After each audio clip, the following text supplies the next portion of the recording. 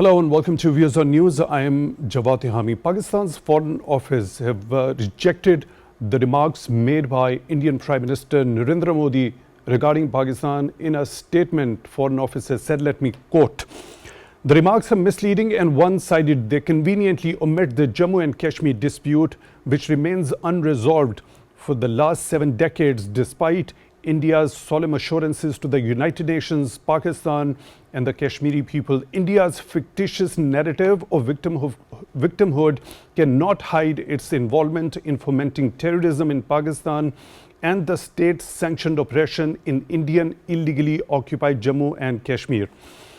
Instead of blaming others, India should reflect on its own record of orchestrating targeted assassinations, subversion and terrorism in foreign territories.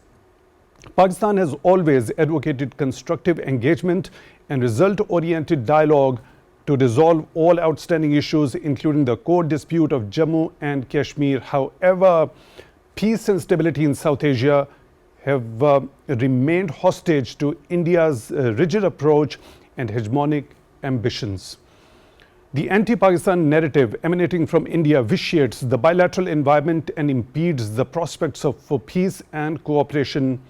It must stop," unquote. We've also seen, regarding the last part of this particular statement by the Foreign Office, earlier the Deputy Prime Minister and the Foreign Minister of Pakistan, Mr. Ishaq Dar, had expressed Pakistan's willingness of having good neighborly relations with India. Let me quote what he had said. "Pakistan does not believe in perpetual hostility. We see good neighborly relations with India on the basis of mutual respect, sovereign equality, and a just and a peaceful resolution of the long-standing Jammu and Kashmir dispute," unquote. The number of other important statements at that particular time by Deputy Prime Minister and Foreign Minister Mr. Ishaq Dar, will be taking those important statements up for discussion also. For a fact, we know Pakistan witnessed a horrific train hijacking incident of Jafar Express in Balochistan province, and after that grand operation by the security forces here in Pakistan, the DG-IASPR Lieutenant General Ahmed Sharif Chaudhry said, let me quote, "We must understand that in this terrorist incident in Balochistan and others before, the main sponsor is your eastern neighbor," referring to India, unquote. Also, we had seen a very important presser earlier by the then Foreign Secretary of Pakistan, Mr. Cyrus Sajjad Qazi, giving the details of a sophisticated and a sinister extraterritorial and extrajudicial assassination campaign on the part of India, saying, let me quote, "We have credible evidence of links between Indian agents and assassinations of 2 Pakistani nationals on Pakistani soil," unquote. A number of other startling revelations were made in that particular presser, which also would be taken up for discussion in today's show. Not only this, a report by Washington Post in December 2024 talked of the similarities of this assassination campaign on Pakistani soil by Indian agents and its intelligence agency, research and analysis wing, RAW, the similarities to its assassination campaign in North America, both in Canada and United States of America. We'll be in today's program dissecting the statements which have come from Indian Prime Minister Narendra Modi. Do they hold any sort of weight? Or are all those statements made against Pakistan are against the ground situation and the reality as we see, in fact, the whole world sees? And we'll also be taking all these important statements up for discussion. For all that, we are honored to be joined in the studio by Dr. Awais Bin Wasi, Indian Affairs expert. Dr. Wasi, thank you very much for being with us on the show tonight. Really appreciate that. Also in the studio, we are honored to be joined by Ms. FarzanaYaqoob, former Minister, Azad Jammu Kashmir Government. Ms. Farzana, thank you very much for your time also for being with us on the show tonight. Really appreciate that. Also in the studio, we are honored to be joined by Mr. Umair Pervez Khan, General Secretary, Consortium for Asia Pacific Studies, lecturer at the Department of International Relations of National Defense University, also Indian Affairs expert. Mr. Khan, thank you very much for your time also for being with us on the show tonight. Really appreciate that. Dr. Wasi, Kashmir, the revocation of Article 370, and then Indian Supreme Court also validating that very illegal and unconstitutional act that was in contravention to the United Nations Security Council resolutions. And then this particular latest podcast on the part of Indian Prime Minister Narendra Modi. How can India and its leaders who are at the helm so conveniently divert the world's community's attention from their atrocities which they've been perpetrating with impunity for so many decades now? Thank you so much, Jawad Tahami Saab, for having me in this show to discuss this very important subject. As I came across the report based on the podcast given by Prime Minister Modi, and apparently it demonstrated pragmatism on the part of Modi when he talked about the conflict between Ukraine and Russia, and he said that I believe in reconciliation. And very important statement that he made with reference to Ukrainian Zelensky, that the resolution will not take place in the battleground. Resolutions will take place in the on the table. So he urged both the countries come closer to have talks, negotiation for the peaceful settlement. And for China also, he has taken a position which is based on pragmatism. But I see a lot of contradictions in Prime Minister Modi's statement when we see his credentials with reference to Kashmir, as you have asked in the question, that on the one hand that Modi talks about peace and negotiations in that region, and he tries to build peaceful ties with China. But when it comes to Kashmir, the situation is quite contrary. If you see the deployment of military and paramilitary forces over there, that is considered one of the largest militarized zone on the planet.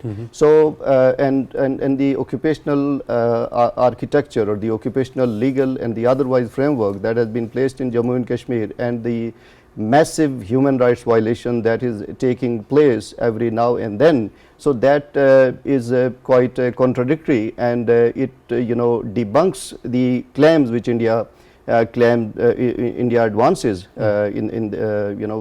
through Prime Minister Modi, that he has done it.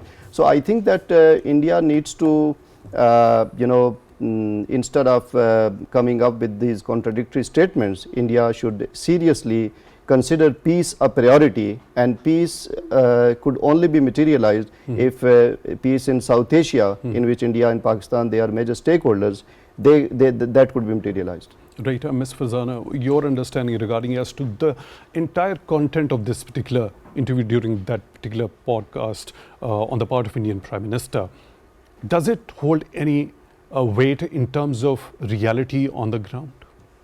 Well, before we consider the weight of his podcast, we have to see who is Modi speaking to. What is the target audience that he wants to attract or bring towards his side? And that is the Indians, Indians living in India.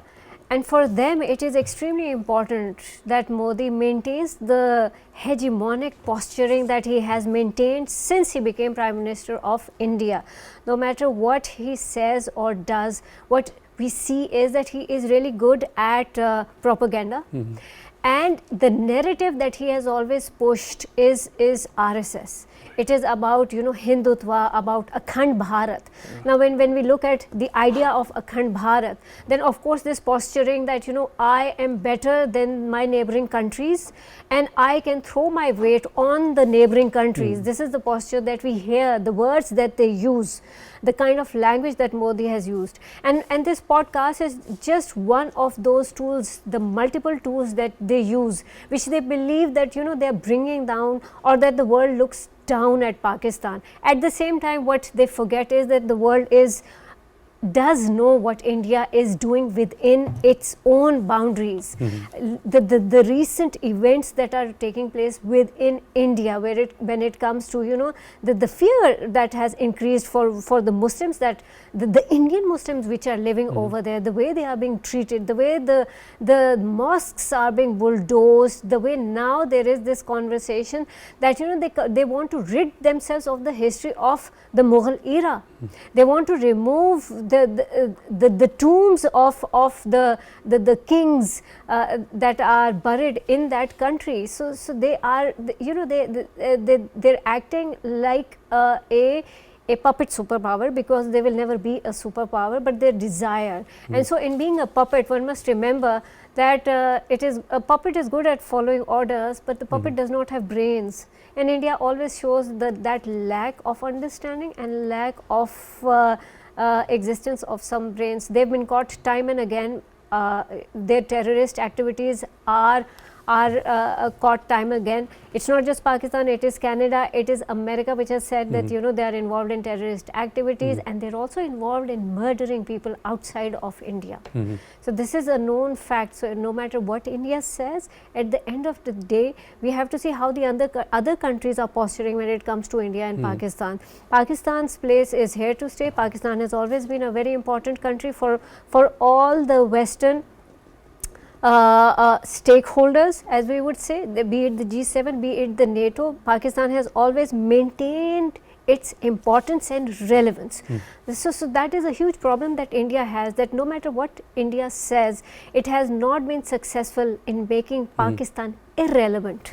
Pakistan shall always be a very important stakeholder and a party in all the decision making of this region. Right. Mr. Khan, when we talk about let's take it, this particular statement on its words. Presumably, if the Prime Minister says that they desire peace, they'd been wanting peace towards Pakistan, and they'd been making overtures like that towards Pakistan. If they're so desirous of peace, why not talk about resolving the long-standing dispute of Indian illegally occupied Jammu and Kashmir, especially in the light of the relevant United Nations Security Council resolution, which speak volume of Kashmiris going for exercising the right to self-determination? Thank you very much for having me on this very important topic. As you said in your own intro as well, vis-a-vis the dichotomy or the irony of these statements that they have talked about, and specifically when it comes to PM Modi, we have to see that with whom this podcast has been done. He's a noun rightist, far right, person who has taken PM Modi on this podcast as well, and signaling and sending a message from that platform speaks volume about his intentions in the first place. Secondly, when we talk about the Kashmiris' right to self-determination and India's so-called desire for peace, I would rather like to remind you of the fact that the last any serious attempt that has been taken forward, it was always initiated by Pakistan, though it be the 2004 composite dialogues, though it be then the upcoming initiatives that have always been taken forward by Pakistan and initiated by Pakistan.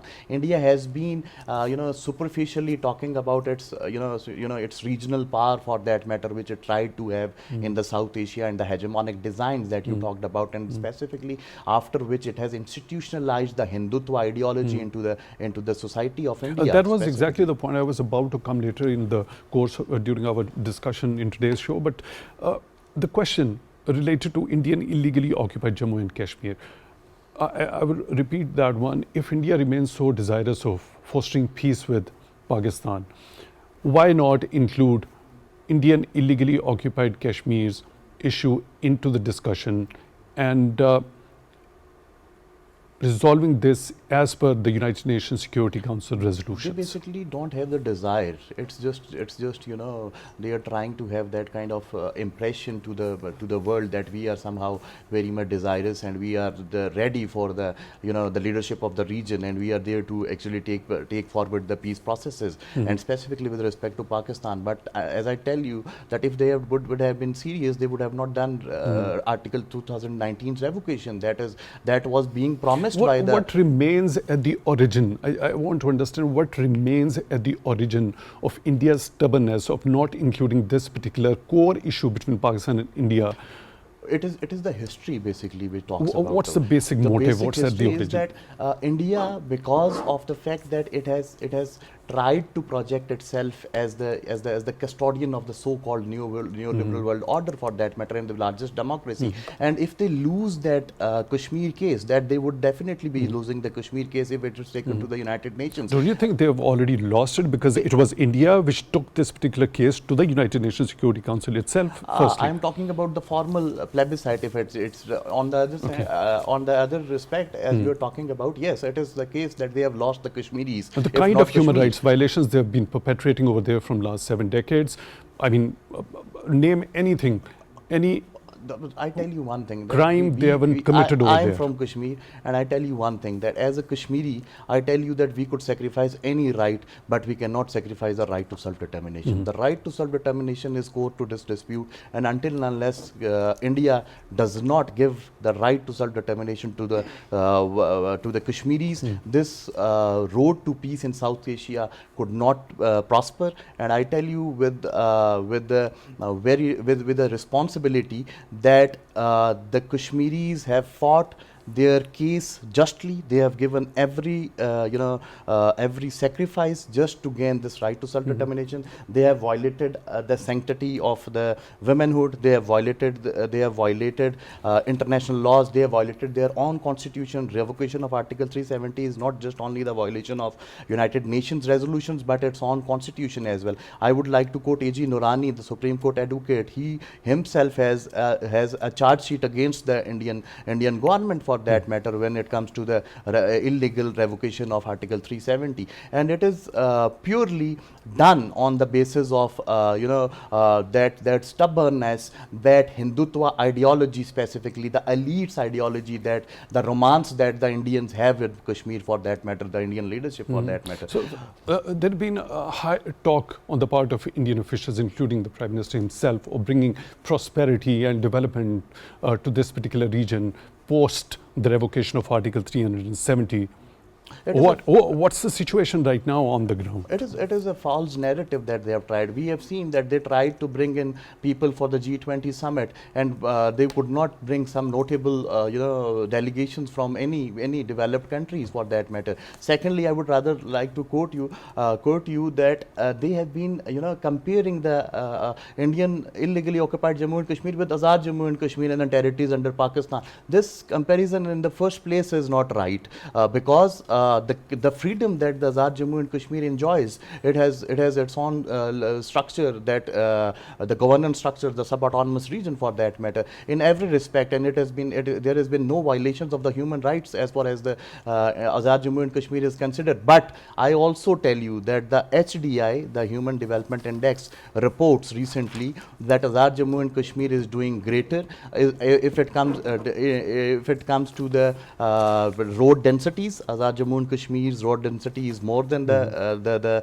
Indian occupied Jammu and Kashmir, literacy rate and stuff like that. And I would rather like to say that Indian occupied Jammu and Kashmir is the only region where you have the highest military, that is 1 million military troops, occupied troops there, and converting it into a prison, the open prison, for that matter. And the violations, it's not just me that I am telling about the violations. the United Nations report of 2019 and 18 for that matter, they have talked about the serious violations vis-a-vis the mental health issues, vis-a-vis the the rapes that they have conducted, and also the killings, the civilians that they have killed, and they have also used the AFSPA and other draconian laws to actually suppress the voices of the people. And specifically post-COVID, they have the Kashmiris. I used to quote and I say that we have faced 3 tier lockup. The one was the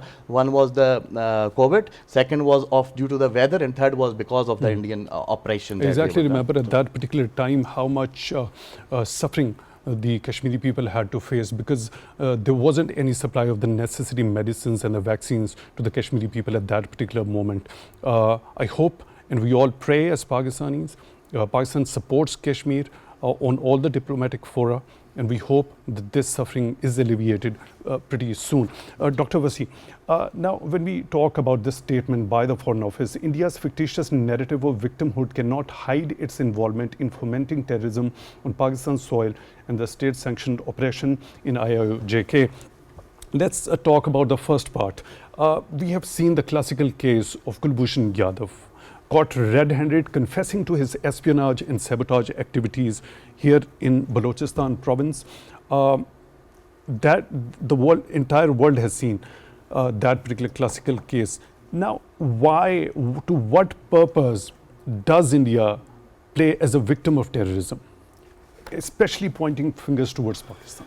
You know, this has been a regular and persistent mantra of Indian Prime Minister, Indian leadership, including Indian External Minister, that whenever there is any international mood, either that is United Nations General Assembly or any session of G7 or G20 or ASEAN or earlier other regional forums, SAARC for that matter. So India perpetually talks about that the terrorism should be eliminated, terrorism, this menace of terrorism should be rooted out. And the sovereignty of the country should be respected. But when we see the track record or the practice of India, as I have mentioned earlier, that is entirely contradictory to what Indian leadership is saying. For example, with reference to that Kulbhushan Yadav, I think that there is no evidence which is required, because earlier India was of the view that Kulbhushan Yadav is not a citizen of India, he doesn't belong to any uniform force, but later on everything was transpired. And secondly, if you see recently this killing of 20 individuals on Pakistani territory, so that has been planned in a third country, and it has been documented by international media. And the ironical part is that across the world, the terrorism is usually emanated or perpetrated by the non-state actors. The situation with reference to India is entirely different, because state is patronizing it. Amit Shah is patronizing it. Because I'm not saying it, Five Eyes, the intelligence network of United Kingdom, USA, New Zealand, Canada, they are of the view that Amit Shah's conversation that got intercepted when he was giving instructions to the diplomatic corps based in Canada for the intelligence gathering, and that intelligence gathering was provided to Bashnai group, and that was also state sponsored to perpetrate killings and other criminal activities. And if you see this transnational terrorism in Canada or USA and the other parts of the world, because this transnational terrorism is not confined to only 2 countries. There are footprints in other countries also. So there is earlier perhaps we have shared that there is a documentary that was released by Australia against India. So I think that if we see all these things together, so I think that India itself is responsible for fueling and patronizing and abetting terrorism. And if India had been serious enough to maintain peace in region, India could not debunk SAARC, the regional forum. India could not dismiss the ties with the neighboring countries. For example, that all the South Asian smaller countries or the Bangladesh or Nepal or Bhutan and other, India has been hostile to that.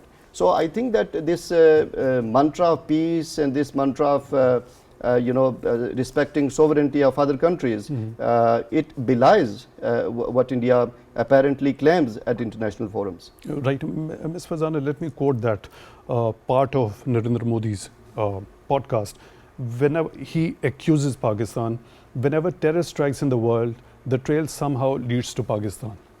Now, I say I rectify it because I have also a long list where India has been involved. Whenever terror strikes in the world, the trail every time leads to India. That assassination campaign here in Pakistan, the important presser, Mr. Cyrus Sajjad Qazi, addressed already about that sinister Indian campaign, the extrajudicial and extraterritorial campaign.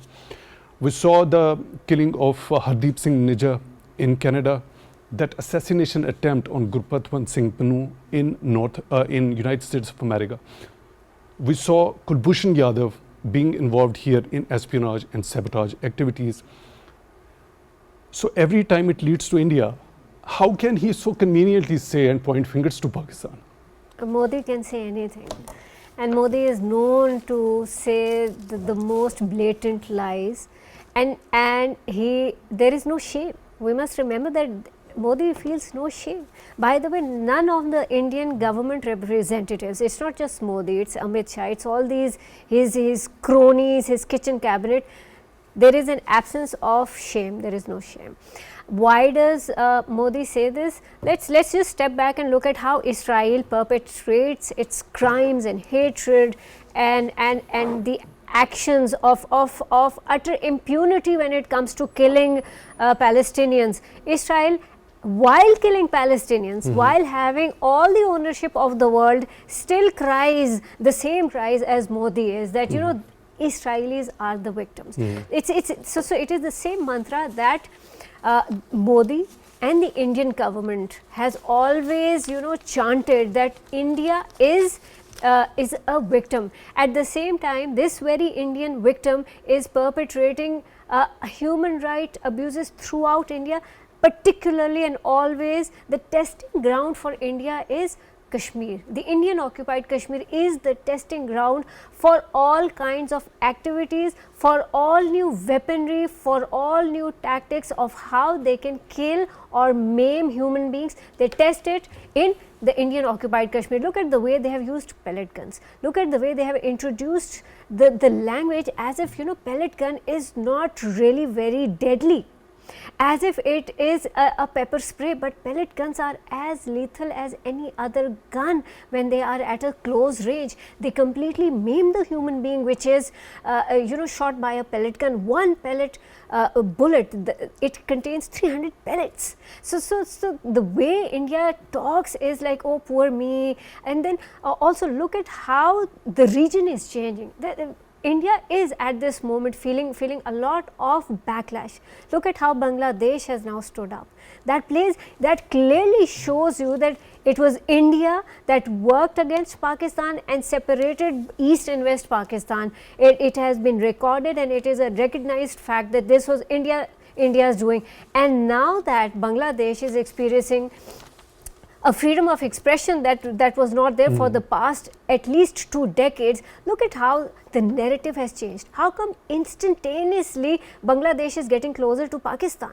So clearly, no matter what India says, time and again it is proven that India is a liar and they are wrong. Not just individuals, but international organizations, INGOs and countries have spoken up against what India is doing, especially the small neighboring countries, be it Bangladesh, be it Bhutan, Nepal, be it Sri Lanka itself. That small country, that small island country has had to save itself from a perpetual war against terrorists, Indian terrorists, which were trying to usurp Sri Lankan territory. But you see, that small country, even that small country was able to fend off and throw off India. That speaks volumes of the so-called power. India is not successful. the lies that it perpetuates, the biggest asset to this date that I admit and accept that India has, is its film industry, is its media, the way the media perpetuates the Indian story, the way they, heroically share their lies. That is something that we have to What's give credit required to on that particular front? You talked of movies. I have had the experience of watching some movies related to Kashmir. And I was like, is it for real? I mean, because we know the situation on the ground. I happen to be that person, as when this revocation was happening, I was the one who was conducting a special live transmission regarding that. I've read through so much of the atrocities which have been perpetrated by Indians. When we talk about those special movies which have been recently produced by India regarding the situation in Kashmir, what's your take on that, and how can that be countered? We will have to improve ourselves in propaganda techniques, in coming up with good movies, good dramas. I mean, Pakistani dramas are watched in India, not on their TV channels, right? They have to use other channels to be able to watch Indian Pakistani content. On the other hand, in Pakistan, private media channels sometimes do end up showing Indian content which shouldn't be happening. It should, Pakistani channels should not be allowed to show any kind of movies or dramas. The real picture of Kashmir. Yes, and so what India has used its talent, its skill of storytelling, of drama, of portraying a story which people sadly believe is not a story but reality. We must remember that those movies are stories, they are fictions, and also the intent of Indian government is for people to believe what they are watching. No one, mostly people like you, people like us over here, we read. We will corroborate, we will try to collect information and data and then speak out about something. But generally what masses do is that they believe what they see. And movies are very attractive, they keep them entertained and engaged. You're saying it's a storytelling, but it's actually the distortion of facts, yes, the distortion the of way truth. They distort it, but the way they present it. You see, the story, the attention when you're watching an Indian movie is not mostly on the story, but on the individuals, on the music, on the colors, the way they make these movies, the attention is diverted, and so subliminally, subconsciously, the message that they want is put through, that this is what is happening, it's all a lie what you're hearing, what maybe Farzana is saying or Awais is saying, or Mr. Khan is saying, it is all a lie, what you're seeing in this movie is reality, and people sadly do end up believing it. Ms. Farzana, you already used a term shamelessness. Okay, very quickly I would like to quote that particular part in which he was asked about the Gujarat riots, and he said that it was a tragedy of unimaginable magnitude, but denounced the fake narrative that he had any sort of a role in those particular riots back in 2002. Mr. Khan, now when we talk about its assassination campaign, its intelligence agency, RAW, being directly involved, when we specifically talk about the cases of Canada and the assassination attempt against Gurpatwant Singh Pannu in United States of America, that assassination campaign here in Pakistan, how can it point fingers at Pakistan and play victim when it is perpetrating and involved in state sponsorship of terrorism itself? You see, this is amazing, and see the audacity, the person who is speaking. He's the person who is, implicated for the Gujarat riots, for that matter, in 2001. And I am not saying this. It's the United States that banned PM Modi, the same PM Modi, from traveling to United States because on the charges that he has talked about. And when it comes to the assassination campaigns, it is being testified by the, as said by Awais Bhai. that it has been testified by different agencies, international agencies, as well as Pakistan itself. Pakistan has provided the dossier in 2017 to the United Nations. Now it's the responsibility of the international community to basically look seriously into these violations, and these violations are not just these are not just What about the responsibility of international community when we talk about Canada and United States of America, which have been the direct victim of this India state sponsorship of terrorism? Do you think their reaction or response to this particular campaign has been sufficient and forceful enough? No, it's not sufficient, and there are reasons to that, and we obviously know about that. But I tell you one thing: if they are not, if they are succumbing to such kind of activities internationally, it's not just the Sikh community that will be facing the heat, but soon, very soon, the other indigenous people from those countries as well, who will be facing such kind of violations. And I tell you,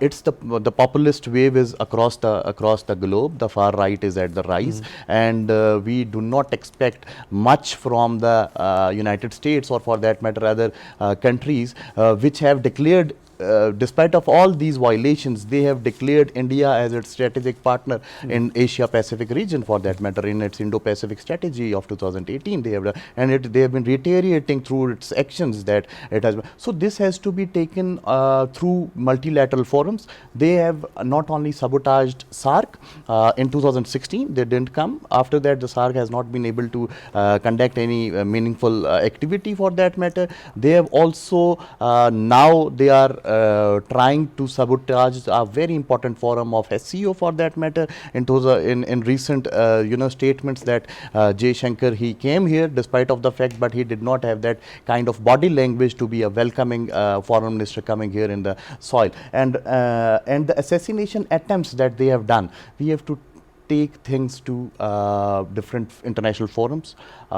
Yes, there have been very less, what I would rather say, seriousness shown by the important stakeholders, but this has to be done on continuous basis, and this has to be done through via different channels, multilateral forums with I would faceted approaches needed for this to held accountable. I get your point. Mr. Khan, a couple of days before, we saw a resolution passed by the United Nations Security Council regarding as to that very tragic hijacking incident of the train, Jafar Express in Balochistan province. All the members of the Security Council condemned terrorism in all its forms and manifestations.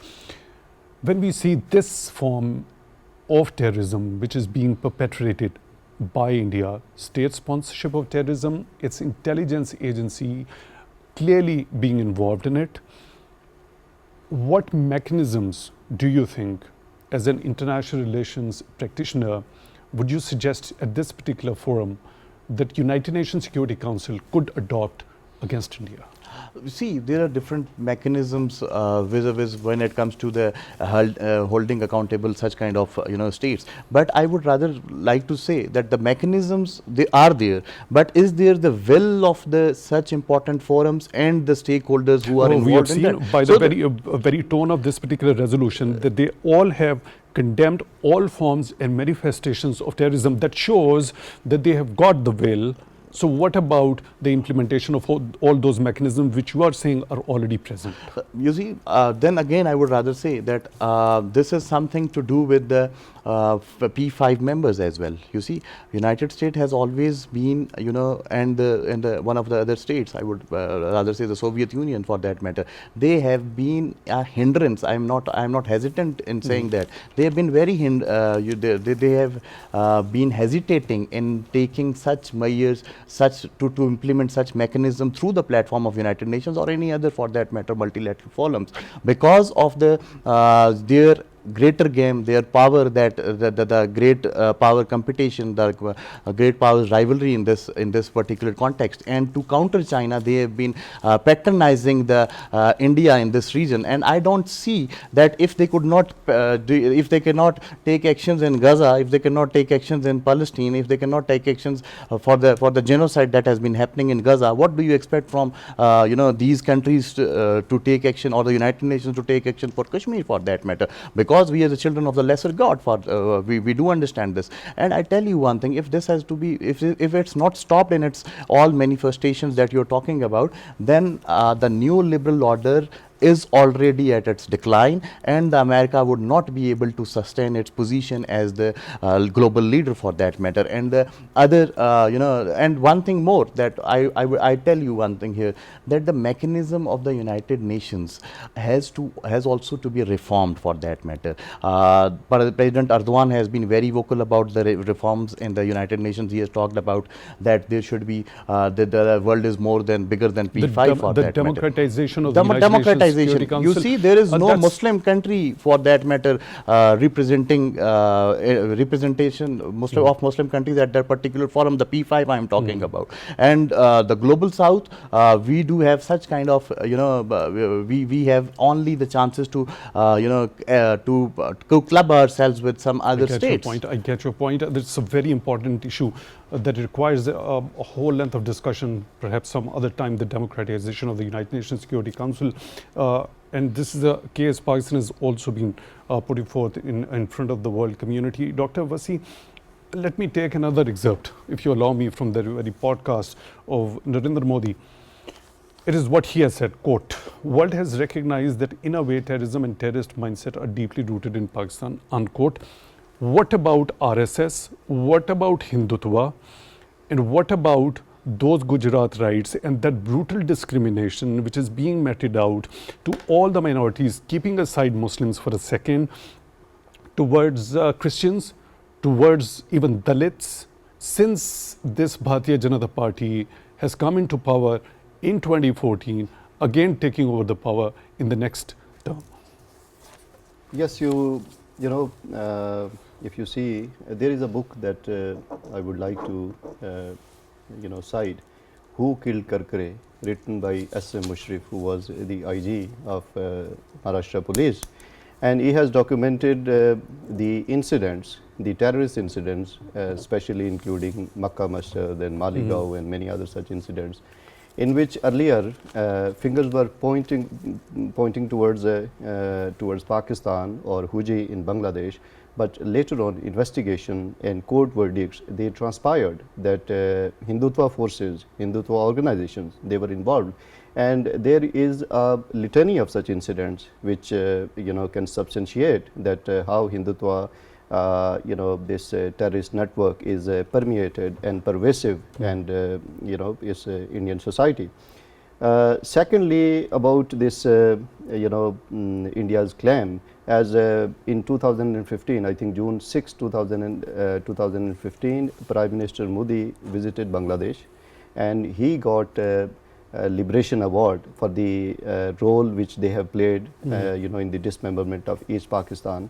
So, which at that time Atal Bihari Vajpayee, he was the member of Lok Sabha, and he played that role in the creation of Bangladesh. So, if you see the distant past evidences and the recent past evidences, I think that this argument that has been given in that podcast, that is I think that is turn around and it goes against India. Ms. Farzana, very quickly, 30 seconds, last 30 seconds, your closing comments as to the onus of opening meaningful dialogue between the two countries to resolve all outstanding issues. Don't you think the onus lies at the shoulders of India?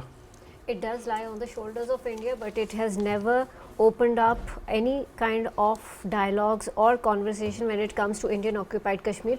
Pakistan has always acted as the elder brother, as the saner person or the saner country in this region, and it has always invited India and all other countries to come, sit, have a conversation for the dialogue. Pakistan has always been open and inviting, no matter how much the Pakistani masses have disliked it, but the governments have always invited India to the table to talk, to fix this, to resolve this issue.